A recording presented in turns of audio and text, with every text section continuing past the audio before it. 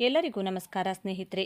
ಸಾಲ ಇದು ಇವತ್ತಿನ ದಿನಗಳಲ್ಲಿ ಯಾರಿಗಿರಲ್ಲ ಹೇಳಿ. ಮನೆ ಕಟ್ಟೋಕು ಸಾಲ, ಮಕ್ಕಳನ್ನ ಓದಿಸೋಕು ಸಾಲ, ಕಾರು ಗಾಡಿ ತೆಗೆದುಕೊಳ್ಳೋಕೆ ಸಾಲ, ವೈಯಕ್ತಿಕ ಸಾಲ, ಹೀಗೆ ಎಲ್ಲರೂ ಒಂದಲ್ಲ ಒಂದಕ್ಕೆ ಸಾಲ ಮಾಡಿಯೇ ಇರ್ತಾರೆ. ನೋಡಿ, ಈ ಸಾಲ ಇದೆಯಲ್ಲ, ಇದು ಹಾಗೆ ತೆಗೆದುಕೊಳ್ಳುವಾಗ ಅಂಥದ್ದೇನೂ ಅನಿಸಲ್ಲ. ಬಿಡ್ರಿ, ತೀರಿಸಿದ್ರೆ ಆಯ್ತು ಅಂದ್ಕೊಳ್ತಾರೆ. ಇನ್ನು ಮುಂದುವರೆದು ಯಾರಿಗ್ರಿ ಸಾಲ ಇಲ್ಲ, ನಮ್ಮ ದೇಶವೇ ಸಾಲ ಮಾಡಿದೆ, ಸಾಕ್ಷಾತ್ ಬಾಲಾಜಿಯೇ ಸಾಲ ಮಾಡಿದ್ದಾನೆ ಅಂದ್ಕೊಂಡು ಸಾಲ ಮಾಡ್ತಾರೆ. ಆದರೆ ಅದನ್ನು ತೀರ್ಸೋಕೆ ಆಗದ ಪರಿಸ್ಥಿತಿ ಬಂದಾಗಲೇ ಗೊತ್ತಿದೆಯಲ್ಲ, ಸರ್ವಜ್ಞನ ವಚನ ಅದು ನೆನಪಿಗೆ ಬರೋದು. ಹಾಗಂತ ಸಾಲ ಮಾಡೋದು ಖಂಡಿತ ತಪ್ಪಲ್ಲ. ಅವರವರ ಇತಿಮಿತಿ ಅರ್ಥ ಮಾಡಿಕೊಂಡು ಸಾಲ ಮಾಡಬೇಕು ಅಷ್ಟೇ. ಆದರೂ ಏನೇ ಮಾಡಿದ್ರೂ ಕೆಲವರಿಗೆ ಸಾಲ ತೀರಿಸೋಕೆ ಆಗ್ತಾನೆ ಇರೋದಿಲ್ಲ. ದಿನವೆಲ್ಲ ದುಡಿತಾರೆ, ಸಾಲ ತೀರಿಸಬೇಕು ಅಂದ್ಕೊಳ್ತಾರೆ, ಆದರೆ ಏನೇ ಮಾಡಿದ್ರೂ ತೀರುವುದೇ ಇಲ್ಲ. ಇದರಿಂದ ಕೆಲವರು ಆತ್ಮಹತ್ಯೆ ಅಂತ ಕೆಟ್ಟ ಆಲೋಚನೆಯನ್ನು ಮಾಡಿಬಿಡ್ತಾರೆ. ಅಂಥವರು ಏನು ಮಾಡೋದು ಅನ್ನೋದು ಗೊತ್ತಾಗದೆ ಕಂಗಾಲಾಗಿ ಹೋಗ್ತಾರೆ. ನೀವು ಇಂಥ ಸಮಸ್ಯೆಯಿಂದ ಬಳಲ್ತಾ ಇದ್ದೀರಾ? ಹಾಗಿದ್ರೆ ನಾವಿವತ್ತು ಒಂದು ಟಿಪ್ಸ್ ಹೇಳಿಕೊಡ್ತೀವಿ. ಅದನ್ನು ಮಾಡಿದರೆ ನೀವು ಎಷ್ಟೇ ಸಾಲ ಮಾಡಿದ್ರೂ ಕೆಲವೇ ದಿನದಲ್ಲಿ ತೀರಿ ಹೋಗುತ್ತೆ. ಆದರೆ ಅದನ್ನು ಹೇಳೋಕ್ಕೂ ಮೊದಲು ನೀವಿನ್ನು ನಮ್ಮ ಚಾನಲ್ಗೆ ಸಬ್ಸ್ಕ್ರೈಬ್ ಆಗಿಲ್ಲ ಅಂದರೆ ಈ ಕೂಡಲೇ ಸಬ್ಸ್ಕ್ರೈಬ್ ಆಗಿ, ಹಾಗೆ ವಿಡಿಯೋಗೆ ಲೈಕ್ ಮಾಡಿ, ಶೇರ್ ಮಾಡೋದನ್ನು ಮರಿಬೇಡಿ. ಖಂಡಿತ ನಿಮ್ಮ ಅಭಿಪ್ರಾಯವನ್ನು ತಿಳಿಸಿ. ಸರಿ, ಬನ್ನಿ ವಿಷಯಕ್ಕೆ ಬರೋಣ. ನೋಡಿ, ಲವಂಗ ನಿಮ್ಮ ಅಡುಗೆ ಮನೆಯಲ್ಲಿ ಇದ್ದೇ ಇರುತ್ತದೆ. ಅರೆ, ಇದೇನಪ್ಪ, ಒಂದು ಸಣ್ಣ ಲವಂಗ ಸಾಲ ತೀರಿಸುತ್ತಾ ಅಂತ ನೀವು ಅಂದ್ಕೊಳ್ಬಹುದು. ಆದರೆ ಖಂಡಿತ ಹೌದು. ಅದು ಹೇಗೆ ಅನ್ನೋದನ್ನು ಹೇಳ್ತೀವಿ. ಸಾಲ ಬಾಧೆಯನ್ನು ಅನುಭವಿಸುವವರಿಗೆ ಜ್ಯೋತಿಷ್ಯದಲ್ಲಿ ಪರಿಹಾರಗಳಿವೆ. ಸಾಲ ಸಮಸ್ಯೆಯನ್ನು ಅನುಭವಿಸುವವರು ಈ ಪರಿಹಾರಗಳನ್ನು ಅನುಸರಿಸಬಹುದು. ಲವಂಗವನ್ನು ಹಿಂದೂ ಧರ್ಮದಲ್ಲಿ ಬಹಳ ಪವಿತ್ರವೆಂದು ಪರಿಗಣಿಸಲಾಗಿದೆ. ಜ್ಯೋತಿಷ್ಯ ಪರಿಹಾರ ಕ್ರಮಗಳಲ್ಲಿ ಇದು ಬಹಳ ಪರಿಣಾಮಕಾರಿ ಎಂದು ಗುರುತಿಸಲ್ಪಟ್ಟಿದೆ. ಮನೆಯಲ್ಲಿ ಅಡುಗೆಯ ರುಚಿಗೂ ಬಳಸಲಾಗುವ ಲವಂಗವನ್ನು ಕೆಲವೊಂದು ಸಮಸ್ಯೆಗಳ ಪರಿಹಾರಕ್ಕಾಗಿಯೂ ಬಳಸಲಾಗುವುದು. ನಿಮ್ಮ ಕೆಲಸಗಳು ಅರ್ಧಕ್ಕೆ ಸ್ಥಗಿತಗೊಂಡಿದ್ರೆ ಲವಂಗದ ಪರಿಹಾರದಿಂದ ಎಲ್ಲವೂ ಸರಾಗವಾಗುವುದು. ಜ್ಯೋತಿಷ್ಯದಲ್ಲಿ ಇದನ್ನು ಶಕ್ತಿವಾಹಕವೆಂದು ಕರೆಯಲಾಗುತ್ತದೆ. ನಿಮ್ಮ ಅದೃಷ್ಟವನ್ನು ಬದಲಾಯಿಸಲು ಮತ್ತು ನಿಮ್ಮ ಕನಸುಗಳನ್ನು ಈಡೇರಿಸಲು ನೀವು ಲವಂಗದಿಂದ ಪರಿಹಾರಗಳನ್ನು ಮಾಡಬಹುದು. ಹೀಗೆ ಲವಂಗದ ಚಮತ್ಕಾರದ ಕುರಿತು ವಿವರವಾದ ಮಾಹಿತಿ ಇಲ್ಲಿದೆ. ರಾಹುಕೇತುವಿನ ದೋಷದ ನಿವಾರಣೆಗೆ ನೀವು ರಾಹುಕೇತುವಿನಿಂದ ತೊಂದರೆಗೀಡಾಗಿದ್ದರೆ ಮತ್ತು ನಿಮ್ಮ ಕುಂಡಲಿಯಲ್ಲಿ ಅವುಗಳ ಸ್ಥಾನವು ಅನುಕೂಲವಾಗಿಲ್ಲದಿದ್ದರೆ ತಾಂತ್ರಿಕ ಗ್ರಂಥಗಳಲ್ಲಿ ಉಲ್ಲೇಖ ಮಾಡಿರುವಂತೆ ಶನಿವಾರ ಲವಂಗದ ದಾನವನ್ನು ಮಾಡಿದರೆ ಒಳ್ಳೆಯದು. ಯಾರು ಲವಂಗವನ್ನು ಸ್ವೀಕರಿಸದಿದ್ದಲ್ಲಿ ಶಿವಲಿಂಗಕ್ಕೂ ಅರ್ಪಿಸಬಹುದು. 40 ದಿನಗಳವರೆಗೆ ನಿರಂತರವಾಗಿ ಈ ಕ್ರಮವನ್ನು ಮಾಡಿದರೆ ಮನೆಯಲ್ಲಿ ಸಮೃದ್ಧಿ ನೆಲೆಸುತ್ತದೆ. ಜೊತೆಗೆ ರಾಹುವಿನ ಕೆಟ್ಟ ಪರಿಣಾಮಗಳು ಕೊನೆಗೊಳ್ಳುತ್ತವೆ. ಬರಬೇಕಾಗಿದ್ದ ಹಣ ಸಿಗದೇ ಇದ್ದಲ್ಲಿ, ನಿಮಗೆ ಬರಬೇಕಾಗಿದ್ದ ಹಣ ನಿಮ್ಮ ಕೈ ಸೇರದೇ ಇದ್ದಲ್ಲಿ, ಅಥವಾ ಯಾರಾದರೂ ನಿಮಗೆ ಹಣ ನೀಡಬೇಕಾಗಿದ್ದವರು ಕೊಡಲು ಹಿಂದೇಟು ಹಾಕುತ್ತಿದ್ದರೆ, ಅಮಾವಾಸ್ಯೆ ಅಥವಾ ಹುಣ್ಣಿಮೆಯಂದು ರಾತ್ರಿ ಕರ್ಪೂರದೊಂದಿಗೆ 11 ಅಥವಾ 21 ಲವಂಗ ಸುಟ್ಟು ಹಾಕಿ. ಇದಾದ ನಂತರ ಲಕ್ಷ್ಮೀ ದೇವಿಯನ್ನು ಧ್ಯಾನಿಸಿ ನಿಮ್ಮ ಸಮಸ್ಯೆಯ ಬಗ್ಗೆ ಬೇಡಿಕೊಳ್ಳಿ. ಹೀಗೆ ಮಾಡೋದ್ರಿಂದ ಶೀಘ್ರವೇ ನಿಮ್ಮ ಹಣವನ್ನು ಮರಳಿ ಪಡೆಯುವಿರಿ ಹಾಗೂ ಹಣ ಗಳಿಸುವ ಮಾರ್ಗವು ಗೋಚರಿಸುವುದು. ಎಲ್ಲ ಕಾರ್ಯಗಳಲ್ಲಿ ಯಶಸ್ಸು ಪಡೆಯಲು ನೀವು ಯಾವುದಾದರೂ ಸಂದರ್ಶನಕ್ಕೆ ಹೊರಟಿದ್ರೆ ಅಥವಾ ಯಾವುದಾದರೂ ಕೆಲಸಕ್ಕೆ ಹೊರಟಿದ್ರೆ ಅದು ಪೂರ್ಣಗೊಳ್ಳಬೇಕೆಂದರೆ ಮನೆಯಿಂದ ಹೊರಡುವಾಗ 2 ಲವಂಗವನ್ನು ಬಾಯಲ್ಲಿ ಹಾಕಿಕೊಳ್ಳಿ. ನಂತರ ಲವಂಗದ ಶೇಷವನ್ನು ಬಾಯಲ್ಲೇ ಉಳಿಸಿಕೊಳ್ಳಿ. ನಿಮ್ಮ ಇಷ್ಟ ದೇವರನ್ನು ಧ್ಯಾನಿಸಿ ಕೆಲಸದ ಯಶಸ್ಸಿಗೆ ಪ್ರಾರ್ಥಿಸಿ. ಇದನ್ನು ಮಾಡೋದ್ರಿಂದ ನಿಮ್ಮ ಕೆಲಸ ಮತ್ತು ಸಂದರ್ಶನವು ಖಂಡಿತವಾಗಿಯೂ ಯಶಸ್ವಿಯಾಗುತ್ತದೆ. ನೀವು ಬಯಸಿದ ಕೆಲಸ ಸಿಗುವುದು. ಪರಿಶ್ರಮದ ಫಲ ಸಿಗಲು ಕಷ್ಟಪಟ್ಟು ದುಡಿದ ನಂತರವೂ ನೀವು ಸರಿಯಾಗಿ ಅದರ ಪ್ರತಿಫಲವನ್ನು ಪಡೆಯದಿದ್ದರೆ ಮಂಗಳವಾರದಂದು ಆಂಜನೇಯನ ವಿಗ್ರಹದ ಮುಂದೆ ಮಲ್ಲಿಗೆಯ ಎಣ್ಣೆಯೊಂದಿಗೆ 2 ಲವಂಗ ಹಾಕಿ ದೀಪವನ್ನು ಹಚ್ಚಿ ಹನುಮಾನ್ ಚಾಲಿಸ ಪಠಿಸಿದ ನಂತರ ಆರತಿ ಮಾಡಿ ನಿಮ್ಮ ಸಮಸ್ಯೆಯನ್ನು ಆಂಜನೇಯನ ಮುಂದೆ ಕೋರಿಕೊಂಡು ಪ್ರಾರ್ಥಿಸಿ. ಇದನ್ನು 21 ಮಂಗಳವಾರ ಸತತವಾಗಿ ಮಾಡಿದರೆ ನಿಮ್ಮ ಕಠಿಣ ಪರಿಶ್ರಮದ ಫಲ ಸಿಗುವುದು. ನಿಮ್ಮ ಎಲ್ಲ ಕಾರ್ಯಗಳು ಫಲಿಸುವುದು. ಮನೆಯಲ್ಲಿ ಸಮೃದ್ಧಿ ಹೆಚ್ಚಾಗಲು ತಂತ್ರಶಾಸ್ತ್ರದ ಪ್ರಕಾರ ಲಕ್ಷ್ಮೀ ದೇವಿಯನ್ನು ಪೂಜಿಸುವಾಗ ಗುಲಾಬಿ ಹೂವಿನ ಜೊತೆಗೆ 2 ಲವಂಗವನ್ನು ದೇವಿಗೆ ಅರ್ಪಿಸಿ. ಪ್ರತಿದಿನವೂ ಸಾಧ್ಯವಾಗದಿದ್ದರೆ ಪ್ರತಿ ಶುಕ್ರವಾರ ಹೀಗೆ ಮಾಡಿ. ಇದಲ್ಲದೆ 5 ಲವಂಗದ ಮೊಗ್ಗುಗಳನ್ನು 5 ಕವಡೆಯೊಂದಿಗೆ ಕೆಂಪು ಬಟ್ಟೆಯಲ್ಲಿ ಸುತ್ತಿ ಅವುಗಳನ್ನು ತಿಜೋರಿ ಅಥವಾ ಹಣದ ಬೀರುವಿನಲ್ಲಿ ಇರಿಸಬೇಕು. ಇದನ್ನು ಮಾಡೋದ್ರಿಂದ ಸದಾ ನಿಮ್ಮ ಮನೆಯ ಮೇಲೆ ಲಕ್ಷ್ಮೀ ದೇವಿಯ ಆಶೀರ್ವಾದವಿರುತ್ತದೆ ಹಾಗೂ ಮನೆಯಲ್ಲಿ ಸಂಪತ್ತು ವೃದ್ಧಿಯಾಗುವುದು. ಕೆಲಸಗಳಿಗೆ ಅಡ್ಡಿ ಎದುರಾದರೆ ನೀವು ಮಾಡಿರುವ ಕೆಲಸಗಳು ಹಾಳಾಗಿದ್ರೆ ಅಥವಾ ಶುಭ ಕೆಲಸಕ್ಕೆ ಅಡ್ಡಿಯುಂಟಾದರೆ 3 ಅಥವಾ 4 ಲವಂಗಗಳನ್ನು ಎಣ್ಣೆಯಲ್ಲಿ ಹಾಕಿ ದೀಪವನ್ನು ಬೆಳಗಿ ನಂತರ ಅದನ್ನು ಮನೆಯ ಕತ್ತಲೆಯ ಮೂಲೆಯಲ್ಲಿರಿಸಿ. ಹೀಗೆ ಮಾಡೋದ್ರಿಂದ ಮನೆಯಲ್ಲಿರುವ ಋಣಾತ್ಮಕ ಶಕ್ತಿಯು ಹೊರಗೆ ಹೋಗುವುದು ಹಾಗೂ ಮನೆಯ ಎಲ್ಲ ಸದಸ್ಯರ ಆರೋಗ್ಯವು ಉತ್ತಮವಾಗುವುದು ಹಾಗೂ ನಿಮ್ಮ ಕೆಲಸಗಳು ವಿಘ್ನವಿಲ್ಲದೆ ನಡೆಯುವವು. ಜ್ಯೋತಿಷಿಗಳ ಪ್ರಕಾರ ಮನೆಯ ಸದಸ್ಯರು ಆಗಾಗ ಅನಾರೋಗ್ಯಕ್ಕೆ ಒಳಗಾಗುತ್ತಿದ್ರೆ ಅದಕ್ಕೆ ಲವಂಗ ಬಹುದೊಡ್ಡ ಪರಿಹಾರವನ್ನು ನೀಡುತ್ತದೆ. ಆರೋಗ್ಯ ಸಮಸ್ಯೆಯಿಂದ ದೂರವಾಗಲು 11 ಲವಂಗಗಳನ್ನು ದೇಸಿ ತುಪ್ಪದಲ್ಲಿ ರಾತ್ರಿ ಇಡೀ ನೆನೆಸಿಡಿ. ಬೆಳಿಗ್ಗೆ ಅದನ್ನು ಒಂದು ಬಟ್ಟಲಿನಲ್ಲಿ ಹಾಕಿ ಬೆಂಕಿಯನ್ನು ಹಚ್ಚಿ ಬೆಂಕಿ ಉರಿಯುವಾಗ ಲಕ್ಷ್ಮೀದೇವಿಯ ಮಂತ್ರವನ್ನು ಪಠಣ ಮಾಡಬೇಕು. ಈ ಬೆಂಕಿ ಉರಿಯುವಾಗ ನಿಮ್ಮ ಎಲ್ಲ ಸಮಸ್ಯೆಗಳು ಬೆಂಕಿಯಲ್ಲಿ ಸುಟ್ಟು ಹೋಗುತ್ತವೆ. ಈ ಪರಿಹಾರವನ್ನು ಮಾಡುವಾಗ ಮನಸ್ಸಿನಲ್ಲಿ 100% ನಂಬಿಕೆ ಇರಲಿ. ಮನಸಾರೆ ಕೆಲಸಗಳನ್ನು ಮಾಡೋದ್ರಿಂದ ಅದು ಸಾಕಾರಗೊಳ್ಳುವುದು. ಜೊತೆಗೆ ಈ ಬೆಂಕಿ ಉರಿಯುವಾಗ ನೀವು ಹಣವಂತರು, ಎಲ್ಲೋ ಸಿಲುಕಿಕೊಂಡ ಹಣ ನಿಮ್ಮ ಕಡೆಗೆ ಬರುತ್ತಿದೆ ಎಂದು ಅಂದುಕೊಳ್ಳಿ. ಜೊತೆಗೆ ಆರೋಗ್ಯ ಉತ್ತಮವಾಗಿದೆ ಅಂತ ಅಂದುಕೊಂಡು ಶ್ರದ್ಧೆಯಿಂದ ಬೇಡಿಕೊಳ್ಳಿ. ಆಗ ನಿಮ್ಮ ಸಕಾರಾತ್ಮಕ ಆಲೋಚನೆಗಳು ಹಾಗೂ ಲವಂಗಕ್ಕೆ ಹಚ್ಚಿದ ಬೆಂಕಿಯ ಶಕ್ತಿಯಿಂದಾಗಿ ಎಲ್ಲ ಸಮಸ್ಯೆಗಳು ದೂರವಾಗುತ್ತೆ. ಇನ್ನು ಮತ್ತೊಂದು ವಿಚಾರ ಏನು ಅಂತಂದರೆ, ಏನೇ ಕೆಲಸ ಮಾಡಿದರೂ ಲಾಭವಿಲ್ಲ, ಆದಾಯವಿಲ್ಲ ಅಂತಾದರೆ ನಿಮ್ಮ ಅದೃಷ್ಟ ಕ್ಷೀಣಿಸಿದೆ ಅಂತಲೇ ಅರ್ಥ. ಅದೃಷ್ಟವನ್ನು ಹೆಚ್ಚಿಸಿಕೊಳ್ಳಲು ಜ್ಯೋತಿಷ್ಯದಲ್ಲಿ ಹಲವಾರು ಮಾರ್ಗಗಳಿವೆ. ಅವುಗಳನ್ನು ಅನುಸರಿಸುವ ಮೂಲಕ ಸಕಾರಾತ್ಮಕ ಶಕ್ತಿಯನ್ನು ಹೆಚ್ಚಿಸಿಕೊಳ್ಳಬಹುದು. ಜೊತೆಗೆ ಆರ್ಥಿಕ ಸಮಸ್ಯೆಗಳೆಲ್ಲವೂ ದೂರವಾಗಿ ಅದೃಷ್ಟದ ಮಾರ್ಗ ತೆರೆಯಲಿವೆ. ನೀವು ಇಂತಹ ಸಮಸ್ಯೆಯಿಂದ ಬಳಲ್ತಾ ಇದ್ದರೆ ಒಂದು ಬೀಗವನ್ನು ಅಂಗಡಿಯಲ್ಲಿ ಹೊಸದಾಗಿ ಖರೀದಿ ಮಾಡಿ ತನ್ನಿ. ಅದನ್ನು ಮನೆಗೆ ತಂದು ದಿಂಬಿನ ಕೆಳಗಡೆ ಇಡಿ. ಯಾವುದೇ ಕಾರಣಕ್ಕೂ ಬೀಗವನ್ನು ಪರೀಕ್ಷೆ ಮಾಡಲು ಓಪನ್ ಮಾಡಲು ಹೋಗಬೇಡಿ. ನೀವು ಬೀಗ ಖರೀದಿ ಮಾಡುವಾಗ ಬೀಗ ಓಪನ್ ಆಗಿರಬಾರದು. ಖರೀದಿ ಮಾಡಿದ ನಂತರವೂ ಅದನ್ನು ಓಪನ್ ಮಾಡಬಾರದು. ಅದನ್ನು ನೀವು ಮಲಗುವ ದಿಂಬಿನ ಕೆಳಗೆ ಇಟ್ಟು ಮಲಗಿ ನಿದ್ರೆಗೆ ಜಾರುವ ಮುನ್ನ ಏನೆಲ್ಲ ಆಗಬೇಕು ಅಂದುಕೊಂಡಿರುವಿರೋ ಅದನ್ನೆಲ್ಲ ಮನಸ್ಸಿನಲ್ಲಿ ಅಂದುಕೊಳ್ಳಿ. ನಿಮ್ಮ ಸಮಸ್ಯೆಗೆ ಪರಿಹಾರ ಸಿಗಲೆಂದು ಪ್ರಾರ್ಥನೆ ಮಾಡಿದ ನಂತರ ಮಲಗಿ. ಬಯಕೆಗಳು ಎಲ್ಲವೂ ಬೀಗದಲ್ಲಿ ಶೇಖರಣೆಯಾಗಿರುತ್ತವೆ. ಮರುದಿನ ಅಂದರೆ ಬೀಗವನ್ನು ಯಾವುದಾದರೊಂದು ಮರದ ಕೆಳಗೆ ಇಟ್ಟು ಬಿಡಿ. ಬೇರೆ ಯಾರಾದರೂ ಅದನ್ನು ನೋಡಿ ಬೀಗವನ್ನು ಓಪನ್ ಮಾಡಿದರೆ ನಿಮ್ಮ ಅದೃಷ್ಟ ತೆರೆದುಕೊಳ್ಳುತ್ತದೆ. ಯಾವಾಗ ಬೀಗ ಓಪನ್ ಮಾಡಲಾಗುತ್ತದೆಯೋ ನಿಮ್ಮ ಬೇಡಿಕೆಗಳೆಲ್ಲವೂ ಒಂದೊಂದಾಗಿ ಈಡೇರುತ್ತಾ ಬರುತ್ತವೆ. ಬೇರೆಯವರು ಇದನ್ನು ತೆರೆದಾಗ ನಿಮ್ಮ ಅದೃಷ್ಟದ ಬೀಗ ತೆರೆದುಕೊಳ್ಳುತ್ತದೆ. ಎಲ್ಲವೂ ನೀವಂದುಕೊಂಡಂತೆ ಆಗುತ್ತೆ. ಇವೆಲ್ಲವೂ ಕೇಳೋಕೆ ನಿಜಕ್ಕೂ ಅಚ್ಚರಿಯಾಗುತ್ತೆ ಅಲ್ವಾ? ಆದರೆ ಇದನ್ನು ಮಾಡಿದರೆ ಖಂಡಿತ ಅಂದುಕೊಂಡ ರೀತಿಯೇ ಆಗಿಯೇ ಆಗುತ್ತೆ. ಎಷ್ಟೋ ವರ್ಷದಿಂದ ಸಾಲ ಬಾಕಿ ಇದ್ದರೂ ತೀರಿಬಿಡುತ್ತೆ. ಆರೋಗ್ಯ ಸಮಸ್ಯೆಯು ಕಡಿಮೆಯಾಗುತ್ತೆ. ಇದೆಲ್ಲ ನಿಜಕ್ಕೂ ಅನುಭವಕ್ಕೆ ಬರಬೇಕು ಅಂದರೆ ಒಮ್ಮೆ ಈ ಅನುಷ್ಠಾನವನ್ನು ಮಾಡಿ ನೋಡಿ. ಇದೆ ನಮ್ಮ ಪೂಜಾ ಕೋಣೆಯಲ್ಲಿ ನಾವು ಮಾಡುವ ಕೆಲವು ಸಣ್ಣ ಪುಟ್ಟ ಬದಲಾವಣೆಗಳು ಮಹಾಲಕ್ಷ್ಮೀ ದೇವಿಯನ್ನು ನಮ್ಮ ಮನೆಯಲ್ಲೇ ಶಾಶ್ವತವಾಗಿ ನೆಲೆಸುವಂತೆ ಮಾಡುತ್ತವೆ. ಹಿಂದೂ ಸನಾತನ ಧರ್ಮದಲ್ಲಿ ದೀಪಾರಾಧನೆಗೆ ತುಂಬಾ ವಿಶೇಷವಾದ ಮಹತ್ವವಿದೆ.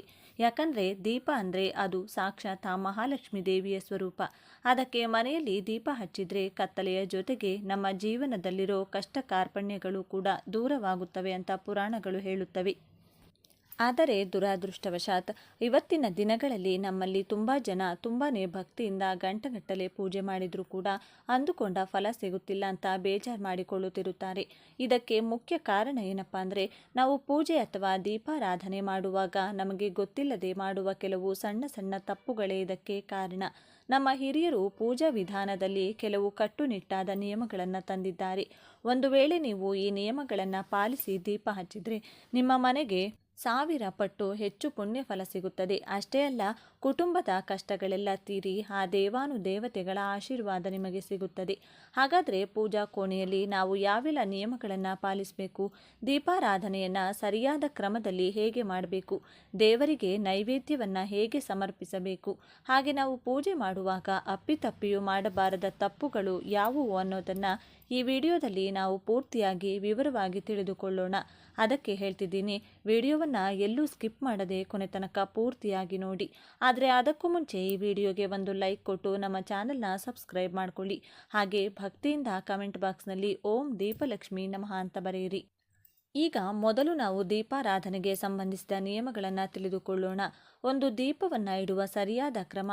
ಮೊದಲನೆಯದಾಗಿ ದೀಪಾರಾಧನೆಯ ನಿಯಮಗಳನ್ನು ನೋಡೋದಾದರೆ, ದೈವಿಕ ಶಕ್ತಿ ಇರೋ ದೀಪವನ್ನು ನಾವು ಯಾವಾಗಲೂ ನೇರವಾಗಿ ನೆಲದ ಮೇಲೆ ಇಡಬಾರದು.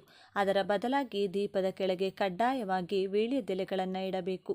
ಇಲ್ಲಾಂದರೆ ಕನಿಷ್ಠ ಪಕ್ಷ ಸ್ವಲ್ಪ ಅಕ್ಷತೆಯನ್ನಾದರೂ ಹಾಕಿ ಅದರ ಮೇಲೆ ದೀಪವನ್ನು ಹಚ್ಚಬೇಕು. ವೀಳ್ಯದೆಲೆಯನ್ನು ಇಡುವಾಗ ಅದರ ತೊಟ್ಟು ದೇವರಿಗೆ ಅಭಿಮುಖವಾಗಿ ಅಥವಾ ಉತ್ತರ ಪೂರ್ವ ದಿಕ್ಕಿಗೆ ಇರುವಂತೆ ನೋಡಿಕೊಳ್ಳಿ. ಇದು 2 ದೋಷ ನಿವಾರಣೆಗೆ ಪರಿಹಾರ.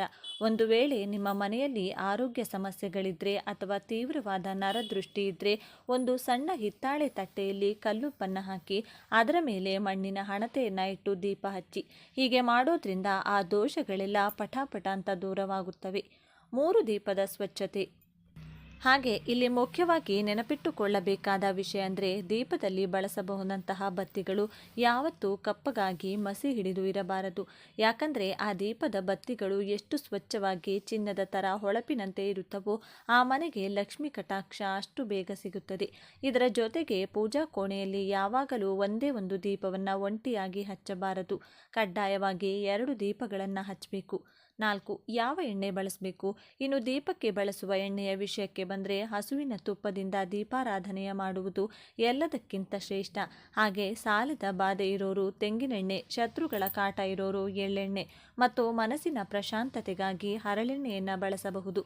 ಆದರೆ ನೆನಪಿಡಿ, ಅಪ್ಪಿತಪ್ಪಿಯೂ ಅಡುಗೆಗೆ ಬಳಸುವ ಶೇಂಗಾ ಎಣ್ಣೆಯನ್ನು ದೀಪಾರಾಧನೆಗೆ ಬಳಸಲೇಬಾರದು. 5. ದಾಂಪತ್ಯ ಸುಖಕ್ಕೆ. ಇದರ ಜೊತೆಗೆ ಗಂಡ ಹೆಂಡತಿ ಮಧ್ಯೆ ಪದೇ ಪದೇ ಗಲಾಟೆ ಆಗ್ತಿದ್ರೆ 2 ಹತ್ತಿ ಬತ್ತಿಗಳನ್ನು ಒಟ್ಟಿಗೆ ಸೇರಿಸಿ ಒಂದು ಗಂಟು ಹಾಕಿ ದೀಪ ಹಚ್ಚಿ.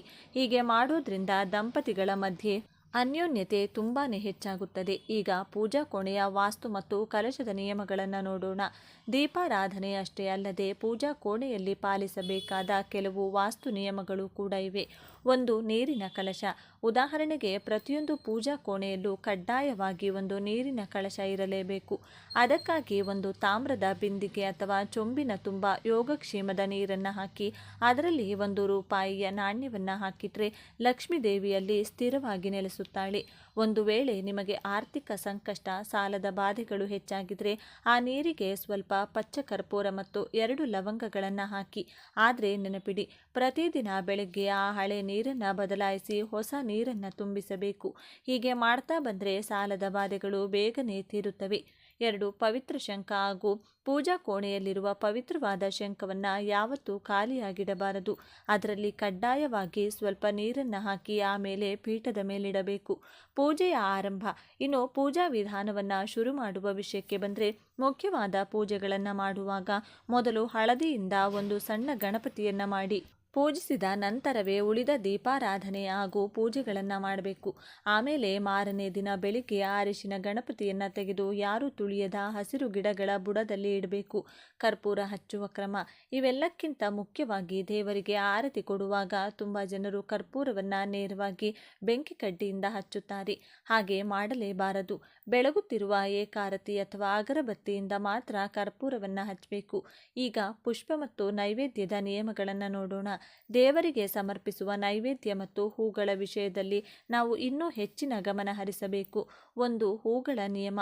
ಮೊದಲನೆಯದಾಗಿ, ಸ್ನಾನ ಮಾಡದೆ ಅಪವಿತ್ರವಾಗಿರುವಾಗ ಹೂಗಳನ್ನು ಕೀಳಬಾರದು. ಹಾಗೆ ತುಂಬ ಜನ ಮಾಡುವ ದೊಡ್ಡ ತಪ್ಪು ಅಂದರೆ, ಮಾರ್ಕೆಟ್ನಿಂದ ತಂದ ಹೂಗಳನ್ನು ನೀರಿನಲ್ಲಿ ತೊಳೆದು ದೇವರಿಗೆ ಇಡುವ ಹೂಗಳನ್ನು ಯಾವತ್ತೂ ತೊಳೆಯಲೇಬಾರದು. ಅಷ್ಟೇ ಅಲ್ಲ, ವಾಸನೆ ನೋಡಿದ ಹೂಗಳನ್ನು ಪೂಜೆಗೆ ಬಳಸಲೇಬಾರದು.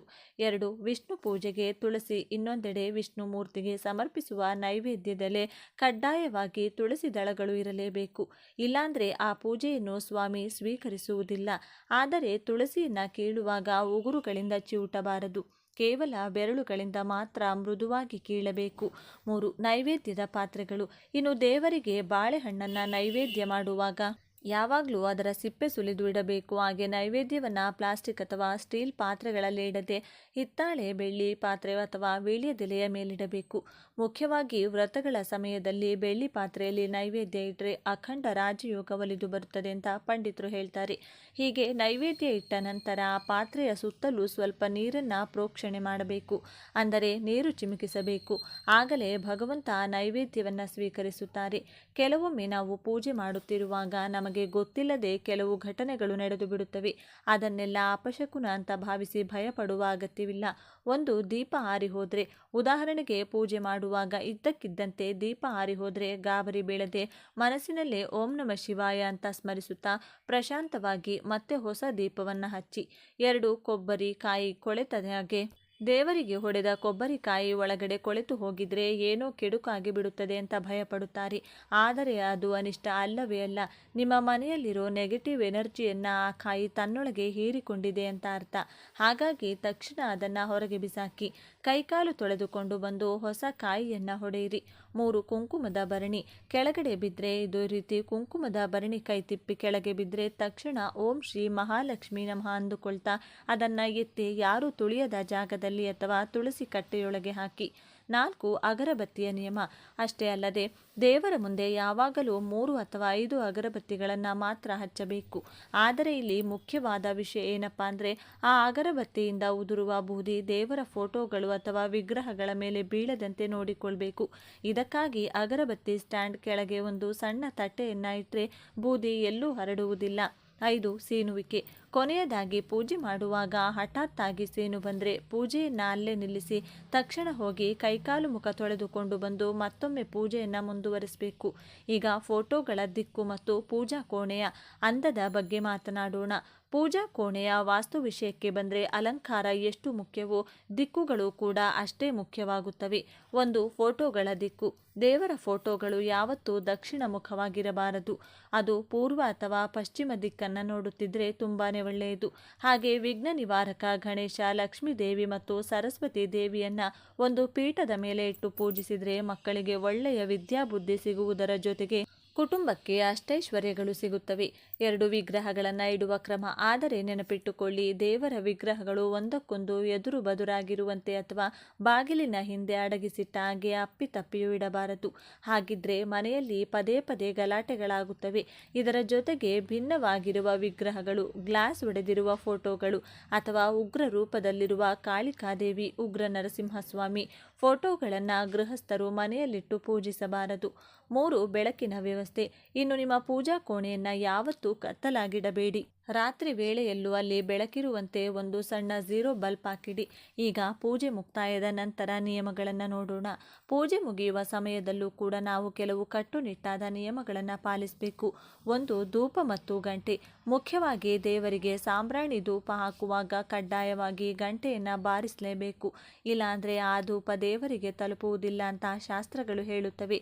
2 ಕೊಬ್ಬರಿ ಚಿಪ್ಪುಗಳು. ಹಾಗೆ ದೇವರಿಗೆ ಹೊಡೆದ ಕೊಬ್ಬರಿ ಚಿಪ್ಪುಗಳನ್ನು ಪೂಜಾ ಕೋಣೆಯಲ್ಲಿ ಜಾಸ್ತಿ ಸಮಯ ಬಿಡದೆ ತಕ್ಷಣವೇ ಅಲ್ಲಿಂದ ತೆಗೆಯಬೇಕು.